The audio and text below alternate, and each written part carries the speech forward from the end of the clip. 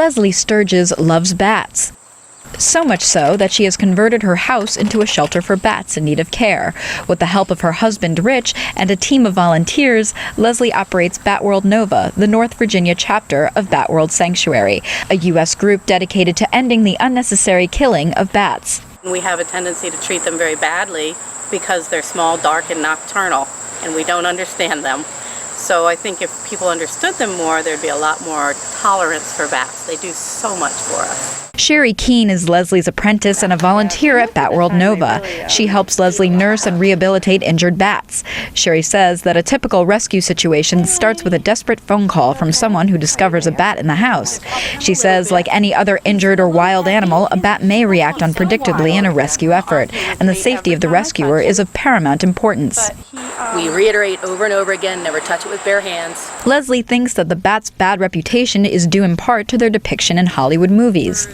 You know, they land on people and they bite them and they suck all their blood out, and that's just an impossibility, and it doesn't happen, and it's never happened, but it's sort of cemented in the public mind that this is what bats do, and it's totally wrong. In addition to her rehabilitation work, Leslie also conducts education programs aimed at teaching people, particularly children, about the many benefits that bats have to offer. A colony of 150 big brown bats can protect farmers from up to 33 million or more corn rootworms each summer, according to the U.S. Department of Agriculture. And a single big brown bat can catch more than 1,200 insects in 1 hour. Sherry believes teaching children about bats is the best way to spread the good news about them. If we can start them young, start the education process, a lot of times the kids can start educating their parents. Teaching them, among other things, that bats are not blind. Most can see as well as humans. Nor are bats flying mice. In fact, there's evidence that bats may be more closely related to humans than to mice.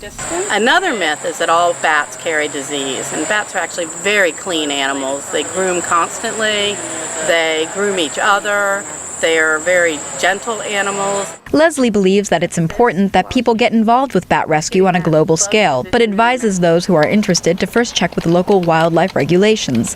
Further information can be found at the Batworld Sanctuary website, www.batworld.org. Leslie stresses, however, that the number one thing that people can do for bats is to leave them alone.